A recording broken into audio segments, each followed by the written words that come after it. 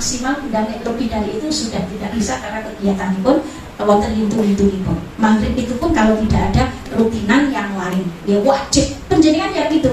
Jangan sampai tidak membaca Al-Quran dalam keseharian pun kula panjenengan sedaya. Bagaimana dengan yang haid, bagaimana dengan yang budur? Karena orang yang budur tidak diperbolehkan untuk membaca Al-Quran. Masih ada zikir yang lain Bunda yang bisa kita lakukan, yang efek dari zikir tadi juga bisa menjadikan ketenangan pun manah kula panjenengan.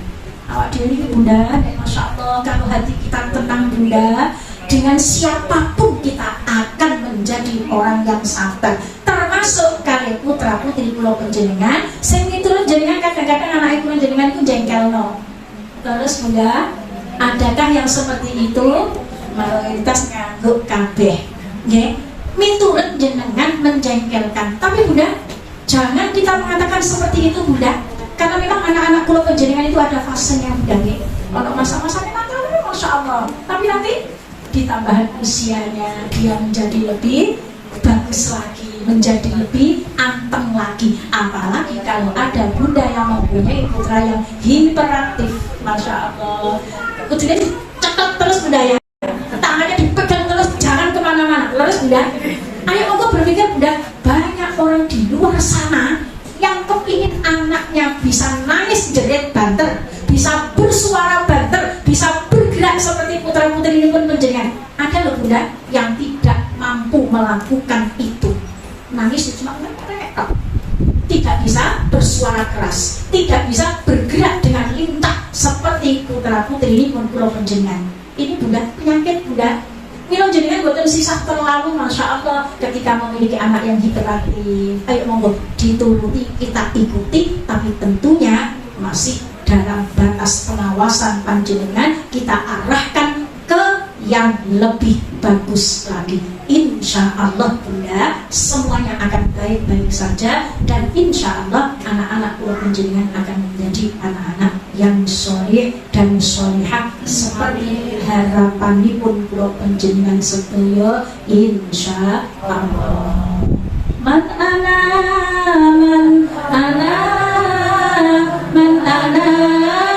laulakum kaifama hubbukum kaifama ahwakum man ana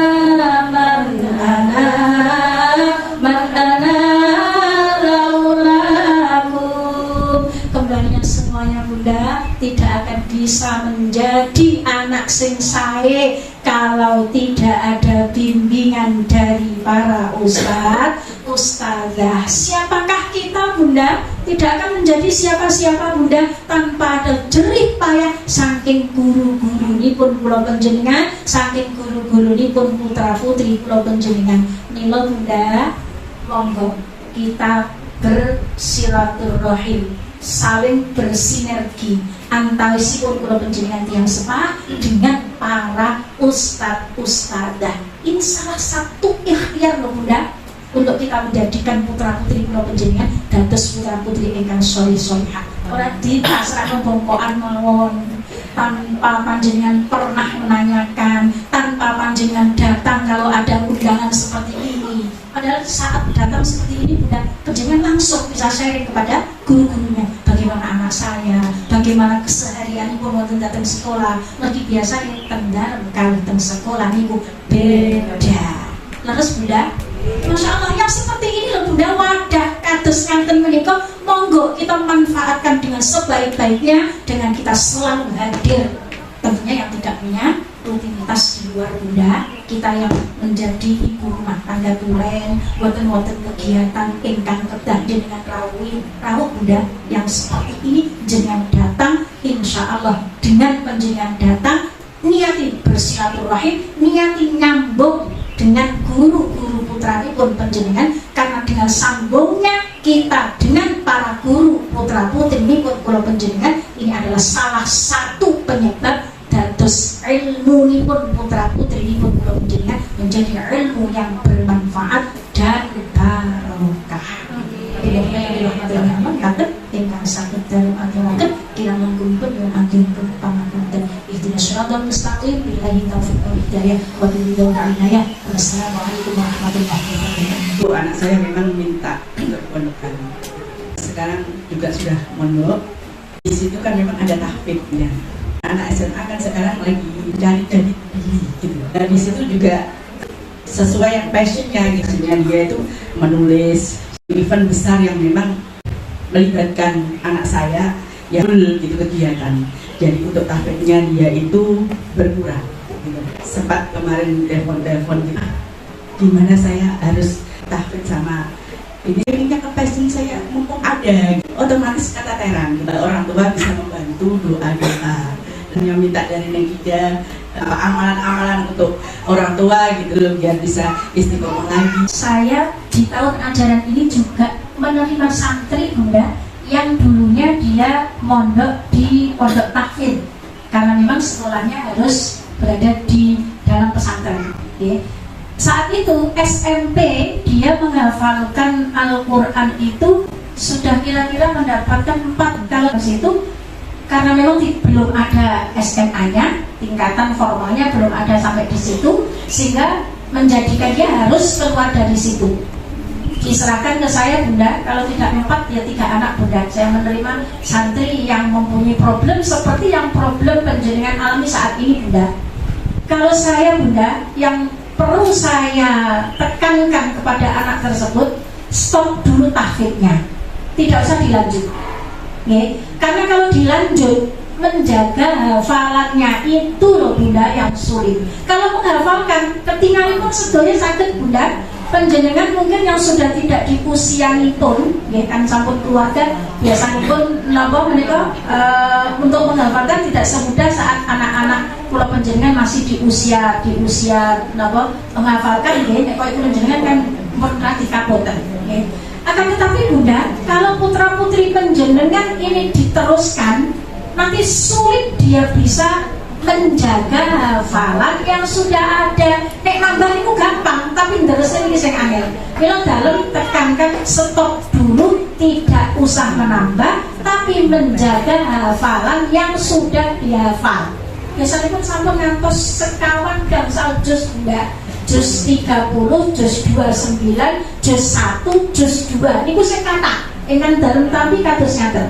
Jadi yang saya tekankan stop dulu, tidak usah menambah, tapi menjaga yang sudah dihafal. Dengan saya menambah waktu di luar jam diniyah Bunda, saya tunjuk beberapa guru yang kebetulan juga hafidhah untuk bisa disetori hafalan itu ingkang sampun diapal dengan tanpa menambah. Cukup jenengan sholat 5 waktu dijagi saestu, itu sudah merupakan amalan sing paling top markotok Bunda.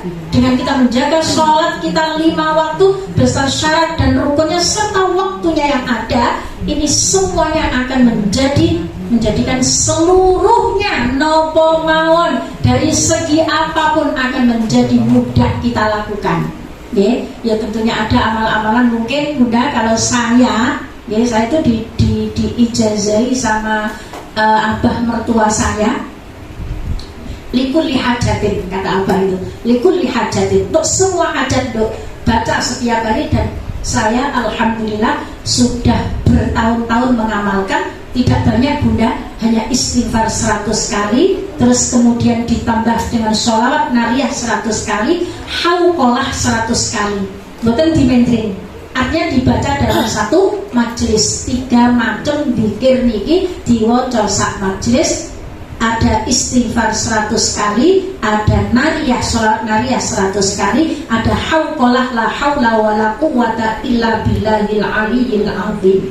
Dan saya juga sering banget dulu ketika ada orang tamu yang datang menemui abah, entah itu sharing tentang anak atau masalah keluarga, mesti yang dipesankan oleh abah itu apa? Sholat 5 waktu, jogonen, syarat rukunnya, waktunya, yang lain insya Allah akan katut ke panjenengan. Bunda, banyak dari kula panjenengan biasanya pun menyepelekan waktu ibadah sholat. Mboten salah, panjenengan sholat nih lho, pokoknya masih di batas waktu nih pun, karena inna sholata kanat 'alal mu'minina kitaban mawquta. Sudah ada batas ketentuan waktu ini. Lah upamane jenengan sholat itu di akhir, paling akhir waktu nih, sampai mungkin hanya menangi takbiratul ihram tok, Allahu akbar zuhur, Bunda, jenengan baru takbir saja sudah masuk di waktunya sholat asar. Ini sholat masih dikatakan ada, masih dikatakan di waktunya, padahal sholat di sholatnya tidak di waktunya, tapi tesih napa kawilan ada, walaupun hanya takbiratul ihram saja. Ini loh Bunda yang sering tidak kita sadari. Kadang-kadang Bunda yang sewu, kan memang ada sholat itu jamak Bunda, ada jamak takdim, ada jamak takhir. Okay? Jamak takdim adalah menggabungkan dua waktu sholat dalam satu waktu dilakukan di waktu yang awal. Tapi biasanya pun kalau jenengan tidak tindak, alawis untuk dilakoni di waktu yang kedua saja. Lalu Bunda, kok oleh? Lalu tidak ada salahnya, karena memang ada jamak takdim, ada jamak takhir. Tapi Bunda, insya Allah wektalipun kula panjenengan sedayonipun ingkang kita lampahi dados barokah. Nalikanipun kula panjenengan lebih memprioritaskan sholat dilampahi wonten dhateng wekdal ingkang awal. Mboten napa-napa, jenengan nglakoni sholat dhuwur niku lho Bunda, setengah telu ndak apa-apa. Karena memang manjinge sholat asar niku jam 3 kirang sedasa. Tapi Bunda, dari kita menjaga waktunya sholat yang ada, inilah keberkahan yang akan kita terima dari Allah Subhanahu wa ta'ala. Nyuwun sewu Bunda, wiridan gedu amalanipun Masya Allah ada banyak sekali, sampai kemana-mana bawa tasbih Bunda. Tapi kalau kita tidak menjaga ibadah sholat 5 waktu kita dengan baik, maka jangan harap Bunda keberkahan hidup berpihak ke panjenengan. Pokoknya samangke prioritaskan sholat 5 waktu di awal waktu, nomor 1 kan, jangan di nomor 2 kan. Walaupun urutan sholat nek rukun Islam nomor mboten setunggal tapi nomor kali. Terus betul Bunda, mungkin 1 syahadat, 2 sholat itu mungkin tidak apa-apa, tapi insya Allah Bunda barokah ketika kita mementingkan sholat 5 waktu dibandingkan dengan yang lainnya, insya Allah. Tapi bisa Bunda ada banyak amalan sebenarnya yang bisa kita lakukan, yang bisa menjadikan putra putri kula panjenengan bisa istiqomah hafalanipun, bisa menjadi anak yang tahu waktu, bisa menjadi anak yang tahu diri. Ini insya Allah. Tapi tetap prioritaskan sholat 5 waktu panjenengan, insya Allah sebelumipun badhe nderek dhateng panjenengan. Yang pertama, saat ini tuh fenomena interaksi dengan HP itu luar biasa. Supaya interaksi kita dengan Al-Quran itu lebih intens, itu bagaimana tipsnya dengan. Terus yang kedua, hubungan kita dengan para asatidz dan ustadz yang telah menjadikan anak-anak kita menjadi anak yang kita harapkan. Sinergi berinteraksi. Akan tetapi akan adanya berakhirnya masa pendidikan itu, anak sudah sekolah. Bagaimana menjaga aura kita agar tetap keberkahan ilmu yang diberikan itu tetap apa? Yang ketiga, saat ini adalah banyak sekali pondok-pondok yang berdiri, terutama masalah tahfidz. Dan kita sebagai orang tua sebenarnya mengunggulkan atau memilih sekolah-sekolah yang berhafidnya dengan harga yang tinggi, dengan kualitas yang baik secara luhurnya. Dampak apakah yang dibutuhkan kita supaya kita itu mengerti akan sangat keilmuan daripada pondok tersebut, seberapa penting, dan tipsnya bagaimana cara kita supaya kita itu bisa memilih pondok yang sesuai dengan karakter syariat yang diajarkan Ahlussunnah wal Jamaah. Terus kesangat ilmunya jelas. Terima kasih. Jawaban untuk yang pertanyaan pertama, cuman pengalaman pribadi nanti. Saya itu memang menerapkan di setiap ba'da subuh. Setiap ba'da subuh itu saya punya wiridan khusus yang saya baca sambil saya berolahraga. Jadi jalan kaki mengitari halaman, karena kebetulan halaman di rumah itu luas ya. Jadi saya berputar di situ perkiraan setengah jam. Bacaan saya selesai, ada bacaan-bacaan tertentu dan yang saya baca memang di situ. Itu setelahnya itu saya kalau belum selesai tetap saya teruskan dengan saya beraktivitas harian saya, bergolong itu koordinatif, latih suami, latih anak-anak untuk membuat kegiatan dan lain sebagainya. Udah setelahnya itu wajib bagi saya, karena itu juga pesan suami saya, jangan sampai kamu melihat terbitnya matahari matahari sebelum kamu membaca Al-Quran. Dan itu istiqomah saya lakukan Bunda, dengan saya melihat jam. Saya mengaji 1 juz itu nggak nyampe setengah jam, betul nyampe sekitar 20 menit seperempat. Kalau juz-juznya awal cepat Bunda, karena sudah banyak. Kalau betul apa kalau saya itu dulu ketika mondok, saya mondok di Sarang Bunda 7 tahun, 6 tahun saya pendidikan di sana, kemudian setahun pengabdian. Setelahnya itu saya digondol Mbak Yu saya di Probolinggo, yang awalnya saya kepingin untuk bisa menghafalkan Al-Quran, tapi ternyata di sana disuruh ikut membantu Bunda. Saya di sana juga 7 tahun. Selama 7 tahun Bunda, saya selalu setiap 1 minggu hatam Al-Quran. Itu saya target Bunda.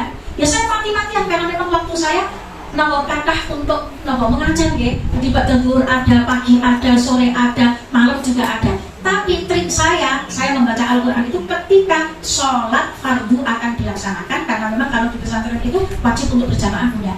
Saya harus duduk di sebelum sholat dilaksanakan, harus sekali duduk dapat 2 juz, 3 juz.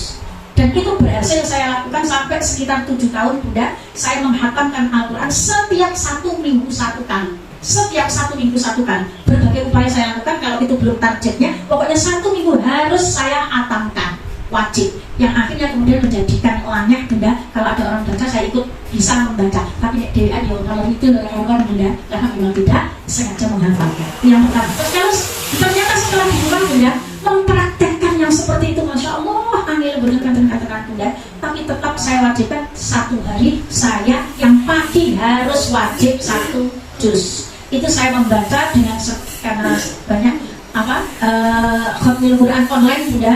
Jadi mengharuskan saya untuk membaca, ada grup dulu di pondok, ada grup jamaah saya di majelis taklim di rumah, ada grup yang lain Bunda, sehingga saya 1 minggu itu harus berapa juz yang semuanya harus terpenuhi targetnya. Bilang dalam mewajibkan di setiap ba'da subuh, bukan seba'da subuh ya, kadang ya setengah 6, kadang ya sampai jam 6 melihat, kadang jam meniko wonten ada apa-apa, kadang ya sampai ngolor di jam setengah 6 sampai jam 6. Ini wajib harus 1 juz di selain surat-surat tertentu yang saya baca. Ini wajib yang akhirnya kemudian menjadi kebiasaan. Kalau saya tidak baca, ada sesuatu yang kurang di dalam diri saya. Bilang sama kadang-kadang yang saya ada banyak kegiatan di pagi hari itu saya membacanya, saya pondok waktunya yang saya pondok waktu saya Bunda, entah itu jam 10, entah itu nanti jam berapa saya di rumah, saya harus mewajibkan diri saya untuk bisa membaca Al-Quran. Kalau maghrib itu pada maghrib melihat situasi dan kondisi, karena kadang ada jadwal ngaji sehingga tidak bisa saya baca. Nanti yang wajib saja, saya ada 4 surat Bunda yang tidak pernah saya tinggalkan: Al-Mulk, Ar-Rahman, Al-Waqi'ah, Surat Yasin. Itu 4 selalu saya baca. Dan alhamdulillah memang 3-3-nya hafal. Yang tidak hafal itu hanya Ar-Rahman, karena memang tidak pernah menghafalkan. Ya paling krono hafal dengan sendirinya. Bunda-bunda yang dirahmati oleh Allah, insya Allah Bunda, dengan kita pertama memaksakan diri, tapi akhirnya kebiasaan itu akan bisa berlanjut.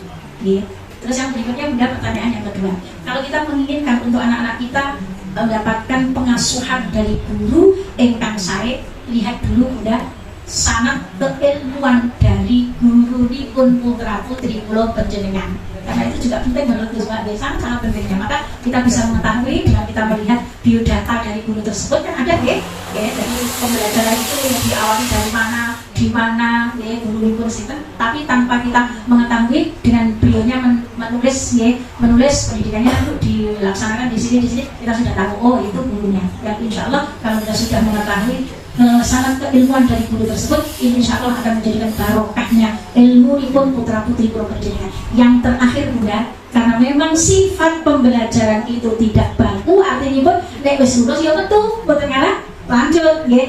Tapi silaturahim ini Bunda, minimal panjenengan bersilaturahim kepada guru-guru pun putra putri pun panjenengan atau guru-guru panjenengan sendiri Bunda, minimal nek riyo sambung Bunda. Kalau penjenengan tidak mampu seperti itu, kirimi Fatihah untuk menyambung batin pun pulau penjenengan dengan batin guru-guru putra putri pun pulau penjenengan dengan guru-guru pun pulau penjenengan. Insya Allah lewat kiriman suratul Fatihah, baik yang masih hidup atau yang sudah tidak ada, tetap akan terjalin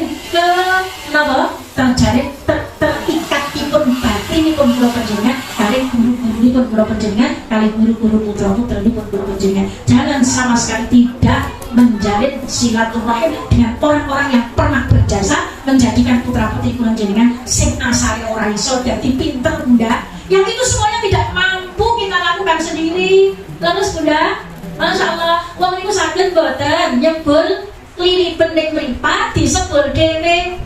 Kudu wonten saged.